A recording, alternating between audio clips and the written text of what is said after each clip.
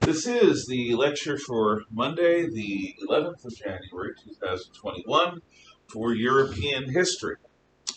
On Friday, you should have seen the entire video for Mill Times, or if you edited it, the non-cartoon bits. Any observations before I start asking you questions about it? Observations about what you saw, about production, or other things like that.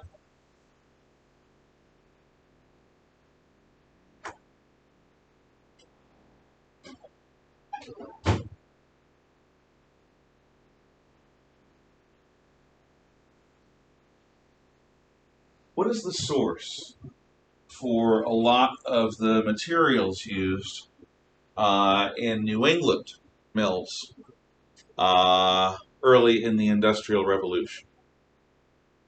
What is the raw material that's used in New England rather than in England? 19. That would be you.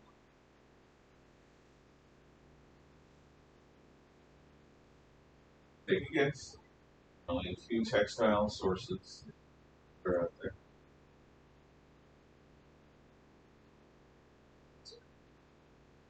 Take a guess if you're not sure. I'd love to take a guess, I just don't know. What is the source of material that's used to make the cloth? Say it like you're confident. Wool. Wool is actually right. It's wool from sheep. Wool is useful because even when wet, it can still preserve warmth, and wool is plentiful anywhere where you have sheep. I don't know if you've ever done or seen sheep shearing with either modern equipment or the old clippers, but it's quite a sight to see. And the sheep before and after pictures are amazingly different.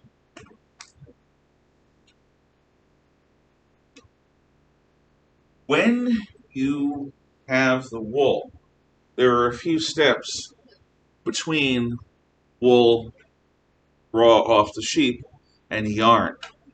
Name one of these steps and describe it. 17. That would be you.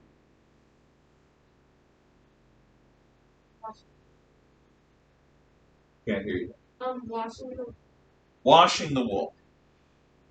Washing it is not a bad idea. Yes, that is a step. Name another step. After the wool is clean. 13. Sir. Between what? Between raw wool and yarn that you can use to make fabric out of. Putting it through the mill. What is the step in the process in the mill? This was very extensively described early in the video. What are some of the things that need to be done to the wool to turn it into yarn? What is one thing besides washing it? Like putting it in the. Okay, yarn is what you, well, yarn is what you sort of put in the loom to weave it. Does anyone have an answer? Yes. I can't remember what these called, but the two brushes you gotta use.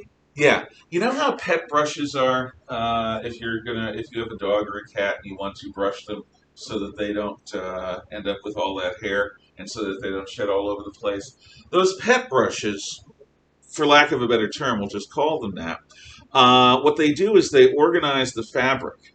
And what you get out of the pet brushes, this is one of the first steps you do after with the raw wool, is you put them through the pet brushes, and they come out as these really sort of curly-Q bits of fluff called slivers. Then, what is done with the slivers? Because they've got to be, yes, they spin it.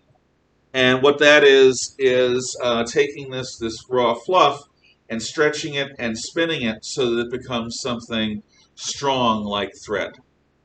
And you can use that to then weave. What does weaving look like? Somebody who hasn't yet spoken. In the primitive cottage industry or in the more advanced mill. What actually has to happen to the various threads in order for it to be woven? So you haven't said anything yet. You haven't said anything. You haven't said anything. So I'm going to roll between the three of you. Jack, I think you said things. No. Oh, okay. Thank you. One, two, three, four. So, anyone want to take a shot before I just call on somebody as to how the thread is actually treated so that you weave it? Yes, sir. Say it loud, please. Well, they do have to make sure that the thread connects, and that's part of the spinning process. Actually, you can spin slivers into thread, and just if you do it right, you can make long and long and long thread. But what actually has to happen to the thread? Think of it in terms of patterns. You've got thread, which is basically a two-dimensional object. It's a line or a line segment. How do you make it into a plane? How do you take these lines and make a piece of cloth that acts like a plane? Okay, I'm going to roll. 1 to 6, 7 through 12, 13 through 18, 19, 20. 1 through 6. Do they have to flatten it somehow? Well, the thread is fairly narrow, so it doesn't need to be flattened exactly. But how do you think you get, if you look closely at a piece of cloth, what pattern do you see? Of threads in the cloth. Do they braid it? In effect, yes, they do. Um, if you recall the scene where he's at a hand loom, and by the way, being a New Englander, I've been at Old Sturbridge Village many times, which is where the first a lot of the scenes were filmed, and I've seen some of the other places with my own eyes too. My wife and I almost ended up taking jobs at Old Sturbridge Village as historical reenactors early in our marriage. We decided we couldn't financially, but it was a neat possibility. They braid it. Now, I don't have hair, so I don't understand what it's like to braid hair. Does somebody with hair who understands the process want to explain to me how braiding works? Yes? Well, you want me to explain braiding or how the? Either way. I mean, I love the loom, but I'd start with the hair if that's what you Well, got. so with hair, you get three pieces and like fold it on top of each other over the. And what that does is it produces a big, stronger sort of cord of hair. Yeah. Right. Now, in terms of the machine, how does that work? Okay, so they have this You can shut that down. the yarn. They have it stretched out on the loom. Yep. And all these different pieces, and it's connected to this like one rod, I think. Mm-hmm. And then the bobbin goes like shoots between them. Yeah. And connects them, and then the loom switches so that it like threads in a different way. Mm-hmm. Kind of hard to explain. Yeah, but basically, and I think the message here is if you haven't seen the video, see it because it's interesting. Not just because it teaches things that are useful in the history class, but it's actually interesting to understand how things are made. You're almost exactly 100% right. What you do on a loom is you set up a set of threads in one dimension, sort of like the chords on a guitar or the chords on a piano. And these are attached in two different ways to an upper and a lower bar. And what you do is you send a shuttlecock across the row. And the shuttlecock is attached to a piece of your cross thread. And once it's across, what you do is you switch. And so now that thread that you just shuttlecocked across is folded in. And then you send it back across. And then you switch the upper and lower again. And you send it back and across. And what you're doing is, in effect, weaving, you're braiding that cloth. You're creating cloth by creating a grid pattern in 3 dimensions. You have across one flat, and then the flat changes, and it's captured. And then you have another across. Now, one of the great inventions of the Industrial Revolution is the cotton gin, which helps you spin cotton much more quickly. Another is the flying shuttlecock. And the flying shuttlecock actually uses a gunpowder charge in a big power loom And when I was in college, one of the things I did to earn money is I worked as a security guard. And I worked in a factory called Tex Tech Industries in Monmouth, Maine. I actually think they still exist. They make the fluff on tennis balls, but their factory goes back to 1842. They have this factory with old and new sections. And I, being a lover of history, just loved walking through because they didn't take away the equipment. It's still there. The original power looms are still there. The original water wheel and mill pond, which we're going to get into, are still there. All of that is a result of just it being cheaper to just add on to the factory. There are people in that town who are descended from some of the original workers and some of the original managers. You get this little town in the middle of the Maine woods, about an hour northeast of Lewiston, Maine, where my college was, and it's like going back in time. And I had the opportunity to see that place at night, in the daytime. It was a treat. It was an experience, and the people were also an experience. Let me tell you. After after I did that, I actually I took a course at that college in working classes and dangerous classes about the early labor movement, and I arranged a visit to that factory so that the kids could see, the college kids who were with me, along with myself, could see what a real factory of the time looked like. One of the great sins of modern academia is it has a contempt for plain everyday things. They have a love for theory and a contempt for practice. A genuinely educated person, though, does more than simply theory. They take an interest in everything. They have Catholic tastes, and I mean that in the vocabulary sense of the word Catholic. They have universal tastes in their curiosity. They have a Renaissance man type interest in things both scientific and literary, historical, and mathematical. And that video shows so much about the textile industry. One of the things you're going to be expected to know is how a factory drivetrain works without power, without electricity. And they explain it step by step. And it also explains why some of the earliest mills in the world are in Old England and New England. What source of power was used? I guess everyone spoke. Yes, Jackson. I think it would be like water. It would be water.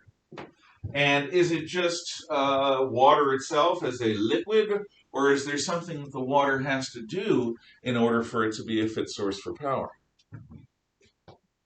It would have to be steam. Well, eventually its steam power comes in, but we're talking actually pre-steam power. Rivers are bodies of water that flow.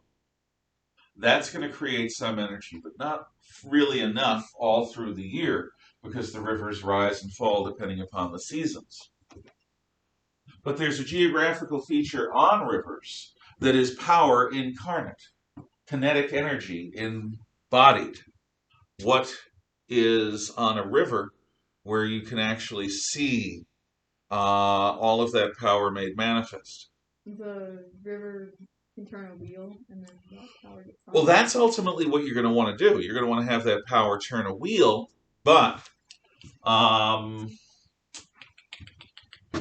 geographical feature on a river. You want to give it a try? Well, they built dams.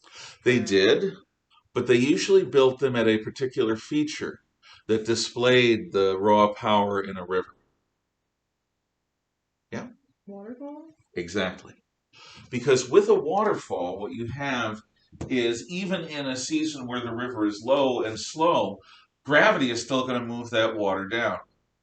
So, what you do is near a natural waterfall, you create a man-made cofferdam, which is going to have water flowing over it, but behind that cofferdam is going to be a mill pond. What it is a reserve of water in case there's a dry spell. So the cofferdam and the mill pond and the river in general is your source of power.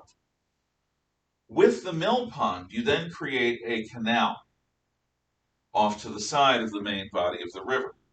That canal has a dam that opens and closes. If you open it, the water flows in. Now, I didn't draw it, but you put your water wheel right here. As the water flows to the man-made waterfall that you've made in the canal, it drops. The water wheel catches the dropping water. And that dropping water in volume is what turns the wheel at a certain rate. Now, the dropping water is the beginning of the powertrain. But to get that dropping water, you should build near a waterfall. You use a cofferdam to capitalize on that waterfall to make a mill pond. I hope you're writing this down because you're going to need to explain it. You have a canal off to the side, a dam that opens and closes the canal, and a man-made waterfall in the canal. And it's at that waterfall that the water falls, and in volume, it's caught by the teeth of the water wheel, and the water wheel is turned. So we've got the torsional force of the kinetic energy of the river, which is a fancy sciencey way of saying it turns. Torsional force is turning. Kinetic energy is inertia. So the water wheel turns, as you can see here, sort of a counterclockwise rotation. Now, the next step. First step is the falling water catches the teeth on the water wheel, turning it. The next step is the water wheel is attached to an axle. An axle is a pole at the center of the wheel. So as the wheel turns, the pole rotates. The axle of the water wheel ends at a gear. So the gear is turning at the same rate as the water wheel. This is all one object. The water wheel, the axle, and the gear are all connected. They are all one solid object. But the gear of the water wheel that's turning counterclockwise meets a vertical strut and a gear at the base of that vertical strut. So, as the water wheel has turned, the axle is turning the gear, the gear at the base of the vertical strut is also turning in a counterclockwise rotation. So you have a horizontal pole that's turning like this, a vertical pole that's turning like this, all connected by a set of gears. So the vertical pole is turning. Now, let's assume that your mill has 3 levels. That vertical pole goes from the bottom of the mill, where the water wheel is, to the top of the mill, to the roof line or the ceiling line of the top floor of the mill. If the mill is particularly wide, at each floor level, there will be another horizontal pole. And that horizontal pole will go down along the edge, the front edge of the building. And as the vertical pole is turning counterclockwise, at that level, there's a gear, and that gear is connected to the horizontal pole. So let's see. Now we go like this. Okay, so the horizontal pole near the ceiling of the first floor, the second floor, and the third floor are all turning with the same force, all connected to gears, connected to the water wheel directly. Each of those horizontal poles along the front end of the mill is then connected to a gear, which is connected to other horizontal poles that go down the length of the mill. If it's wide, 3 of them. If it's narrower, 1 or 2 of them.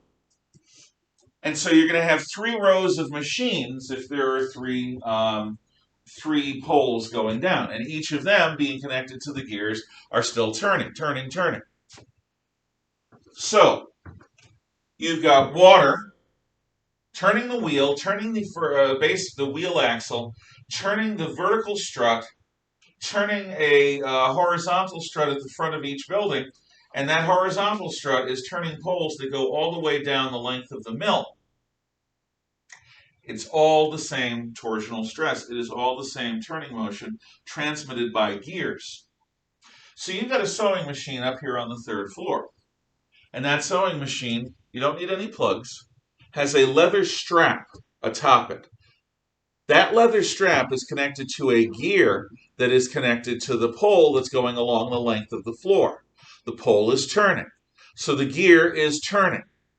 Next to that gear is a little saddle for the leather strap that you can slide in and activate your machine and slide out to deactivate it. When you activate your machine, it is the mechanical energy of those turning poles and gears that causes your sewing machine to turn. So you better not have your fingers caught because it's not going to stop. There's no cutoff switch. You got to reach up and knock the leather strap off to get the machine to stop doing its thing. And people did get their bodies caught and their fingers caught and their hands caught in these machines, and they just ground at them until they were able to disengage the straps. Everything is a result of the initial turning of the water wheel caused by the falling water. Every machine in the building is powered not by electricity, not by any kind of motor, but simply by connecting struts and gears that all connect with one another in the same turning motion. Now, this system only requires a waterfall, the skill to build it, and the skill to maintain it.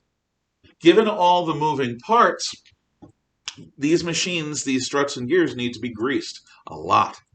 And who is going to do that job? Does anyone know? Who gets the job of greasing the gears in the complex machines and between the complex machines? Yeah. Young men. Not just young men, children. Children. Great idea. Under the age of, it's totally a great idea. Because in pre-industrial times, children worked in the field, and they worked in the garden, and they worked in the homes. This notion of a childhood without work is very modern. It's industrial age. It's a product of factories. Early on, everyone expected, including the parents of the children, that the children would work alongside their parents just like they did back when they were peasants working in the fields. And children could get into the machinery. And hopefully your kid wouldn't get mangled by having the machine start too quickly or having something slip and cause the machine to rumble on a little bit, which did happen. By the way, when a bunch of namby-pamby social reformers, usually women from the middle and upper classes, start complaining about child labor as if there's something wrong with it, do you know who opposed them the most? Does anyone wish to tell me? Yeah? The children? Not just the children and their families who would lose income. You want me to go to school where I won't get paid instead of, you want my kids to go to school where they won't get paid instead of going to work and learning something valuable? If they work in those machines and survive, they're going to come out and they might be mechanics. They'll get more money than I will.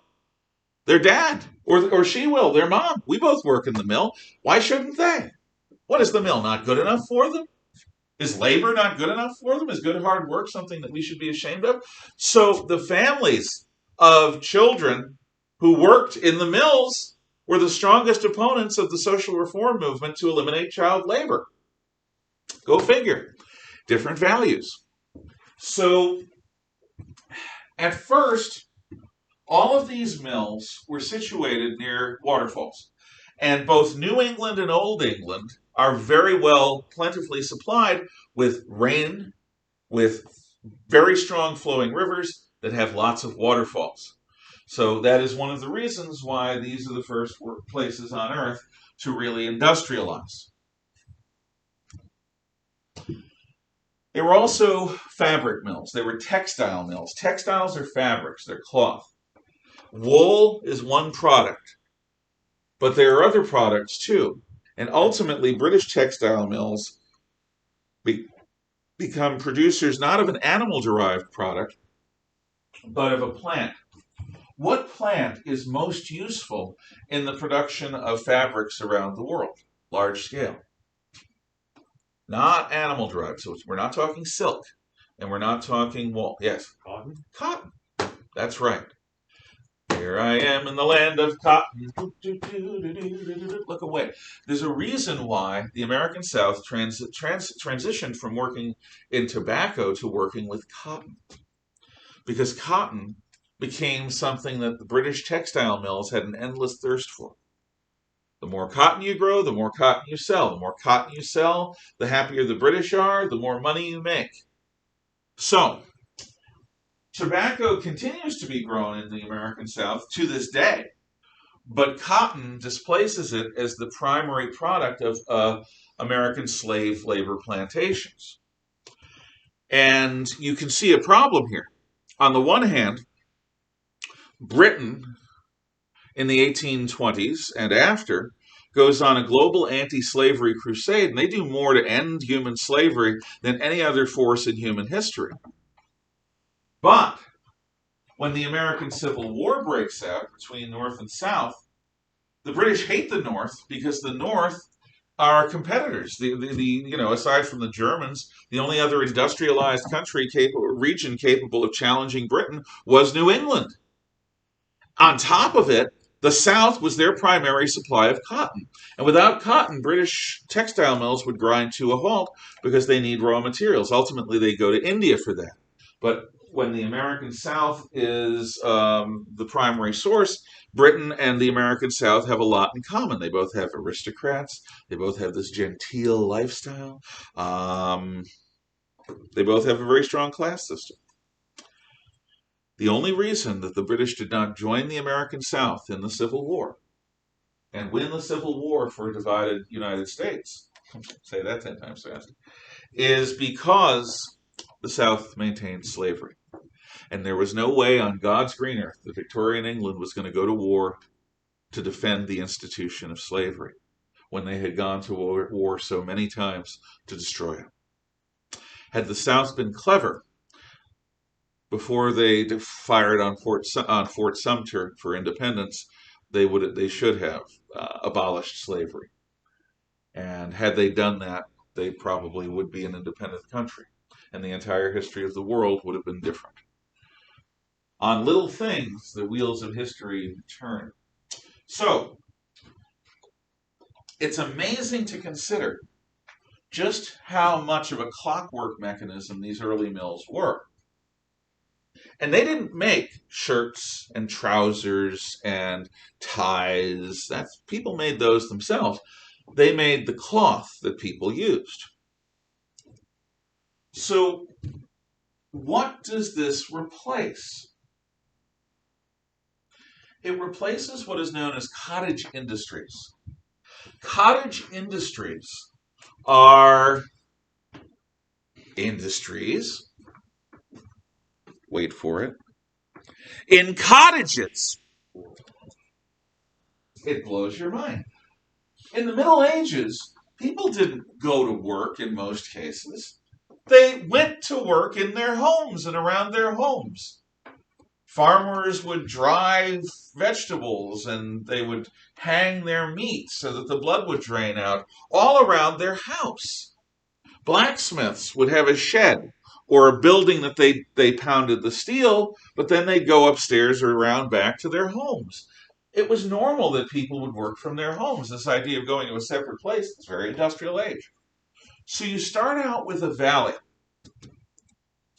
And in that valley, you've got 50 farm families. And that means 50 farm women.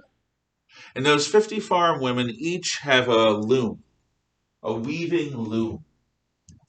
And they each make everything themselves. They get the wool off the sheep, and women did shear sheep. That was one of the jobs that men and women did together. They'd clean the wool.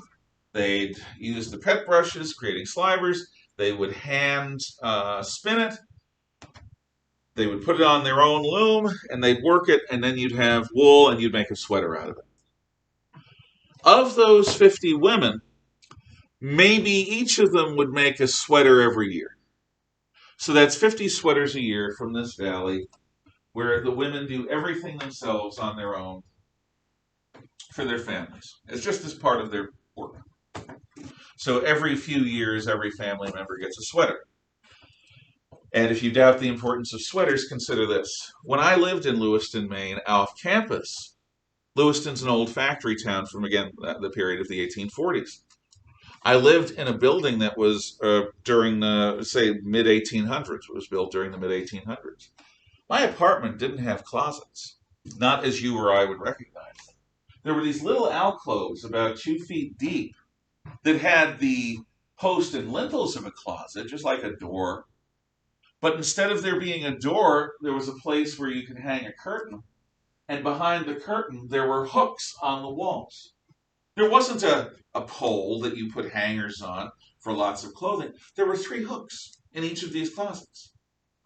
My old apartment could have housed a family of 3, 4, or 5, maybe more if they wanted to crowd.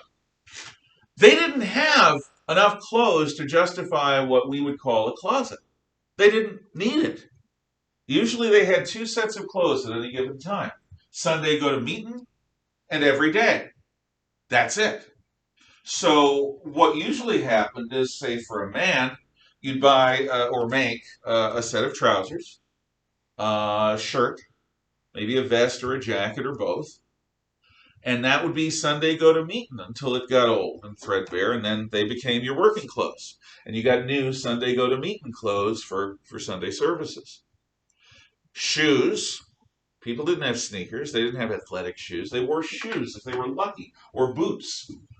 Maybe you have 1 set of those. Maybe if you're rich, God, you have 2. But most people couldn't afford that. Early in the Industrial Revolution, we're still dealing in an economy that's used to scarce items. In a valley where you get 50 sweaters a year, sweaters are valuable. Look at all the labor that went into that. And you know where the wool came from, where the dye came from, what sheep they're from, all of it. You know the people who made it. But even in the early Industrial Revolution, people just didn't have a plenitude of material goods. So let's make an improvement. Somebody comes up with the idea that this valley is a good source of wool. I'm going to start, I'm an entrepreneur, see. An entrepreneur is somebody who has an idea and gets the money to make it possible. An idea is given form by money. No commissar in a central office told me to do it. I, with my enlightened self-interest, am going to try something. If I fail, I lose my money. If I succeed, I get still stinking rich. That's the free market. I don't need to petition somebody with a degree to prove to them that this is a good idea. I just do it. And sometimes I fail and sometimes I succeed. That's life. So I'm going to offer the women of this valley money in return for sweaters. Now, at first, the money might justify them making a second sweater every year, above and beyond. Maybe some of them will shift the work responsibilities they have so that they might make 3 or 4 sweaters a year. So from this valley that naturally produces 50 sweaters a year, I might get them to produce 100, 150, maybe 200 sweaters by offering enough incentive so that they will choose to make more sweaters rather than do other things. Other people in their lives can pick up the slack. Let's say it's on average, it gives me, I go from 50 to 150 sweaters.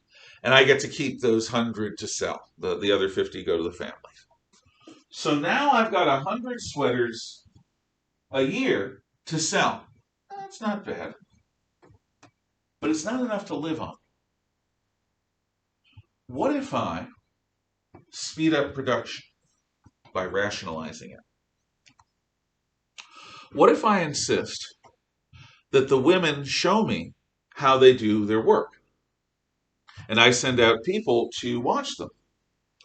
And it turns out that Miss Kenner has the best method. Why not? So, everyone is now going to use Miss Kenner's method. You don't want to.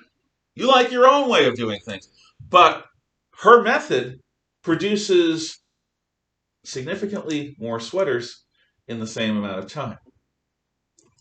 So whether it's a condition of employment, if you want to do business with me, you've got to use the Kenner method, or whether it is your own self-interest, your own methods are, your own diversity is going to die out, and a uniformity of method is going to take hold. And that uniformity of method is going to be the optimal one. So now I have consolidated enough power to determine how sweaters are made in people's homes. If you want to sell it to me, you got to use the Kenner method. Period. Okay, so I improved that, and now I have 150 sweaters of my own because they're producing 200 sweaters a month using the Kenner method. But I want to rationalize even further. So a few years later, after people are used to getting the income from making the sweaters, I decide that I am going to buy the best equipment I can. Oh, no, I'm not going to do that yet. I decide I want people to come in to a central mill. That way I can make sure they're using the Kenner method. And I can also come up with other efficiencies. Eventually, then, I will buy equipment. So instead of the women working in their homes at their own pace, they have to come to a central workplace, a mill, or a workhouse, and there they are going to do the Kenner method of making sweaters. Because they're all together, I can make things more efficient, providing them with wool and dye and all the other things they need. Then I can add mechanization to speed up the process. So now, from the same valley that used to produce 50 sweaters a year, I now have them producing 300 sweaters a year, just by bringing them together and mechanizing it and insisting on a uniform method of production. I have consolidated them. I have made their methods congruent with one another. I am providing them with equipment to boost their labor productivity. And I am making sure that everyone works together. So, how many hundreds is 300 from 50? 600%. I've increased production in one valley by 600% by centralizing production, by standardizing production, by mechanizing production. Let's say I want to mechanize production even further by replacing the sort of general work that the women do with specialized labor. You're really good at working the spinning machine, so you're going to be doing that all the time. You're not going to be making a whole sweater. You're really good at working the machine that turns the wool into slivers, so you're gonna operate that. You're really good at cleaning the wool and supervising that part of the process. So you, who came up with a method for making a sweater start to finish, are now going to be limited to doing one part of the production. By specializing production and mechanizing it, I can now get 400 to 500 sweaters a year out of this valley. The figures I'm quoting you are not overblown. By dedicating a labor force to produce a particular product, by centralizing the labor, the work, by rationalizing it, by coming up with the best method, by specializing it, by giving people different jobs to do, I have turned what used to be a home craft done in your cottage into a production line. That's a big deal. And that basic method is used with the mills that first produced cloth. Then, in the next stage of industrial evolution, those mills don't just produce cloth, they produce shirts and sweaters, trousers and socks, all the various panoply of things that we wear. You even have factories producing shoes and boots. So all of these things are more and more and more under a central control. Now, I want to ship my sweaters to market. At first, I've got to put them on a wagon and get some teamster to drive a pack of mules or horses down to London with my stuff. But I've got friends in Parliament and in business, and I'm going to invest in a local railroad. No, sorry. I'm going to invest in a local canal. Railroads haven't been developed yet. So I'm going to have a canal network connected to my mill. And my canal network is going to be something that I can put the barge, the material and the products that we make on barges and float them down the river and eventually get them to London. That's a more efficient way of transporting the goods. That's going to cut the costs of making the sweaters and increase my profits. With increased profits, I can invest in new equipment and in new technology to even get the stuff to market faster. So what I'm going to do is I'm going to make my company public.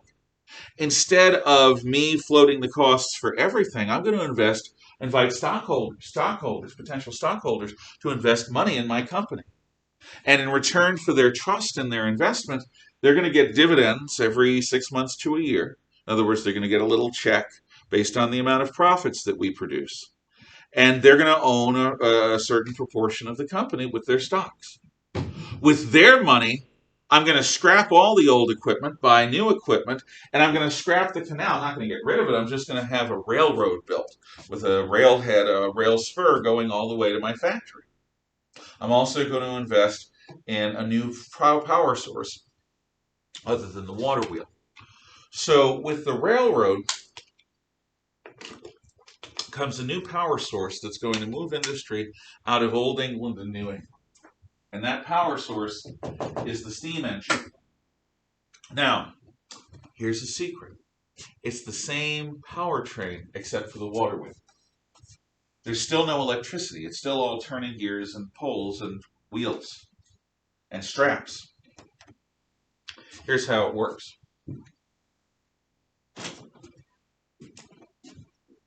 Here is a tub of water. And in that tub of water, or below that tub of water, I'm going to light a fire. Now, what happens when you heat water? It vaporizes. Above that, up here, I'm going to have a big piston, which is a big cap that will push up when water is converted to steam. Why? Here you've got a volume of liquid water. Look at my hand so you can see. You vaporize that into steam, it's this much steam. So converting water into steam creates pressure. That pressure is going to push upward on this cap, this piston. Now, if I have the piston connected to a wheel and a bar system, that piston is going to go up. Now, when the piston reaches a certain point, it'll be up here. When it's up here, the steam pressure will escape. So it goes up. Steam pressure escapes, the piston goes down again. Pressure builds up, piston goes up.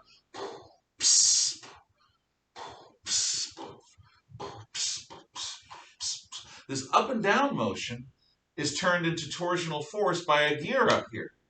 And that gear, creating an up-down motion, turning up-down motion into turning force, is going to be connected to an axle, and it's going to do the same exact thing that the water wheel did. Same thing. It's going to create turning force.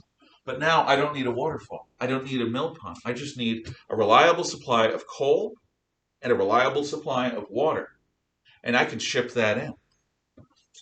So, steam power creates the same sort of torsional force, turning force energy that water wheels had, but you can put it anywhere. So guess what happens? A lot of textile mills in the late 1800s closed in New England and moved to the American South. Because you got the cotton fields, and you got the factory with a steam-powered engine right there, and you don't have to transport it all the way across the country. It simplifies production. So you centralize production, you link it to rail and shipping networks, you have water power and then steam power. This is all going to, steam power is going to require coal mining. You now know what a factory drivetrain looks like, textile industry mills flying shuttlecocks, and concentrated production. We're going to have an exam, or no, a big quiz on everything we've done in Unit 3 on Wednesday or Thursday, so be ready for that. Next week we have the semester finals. Thank you.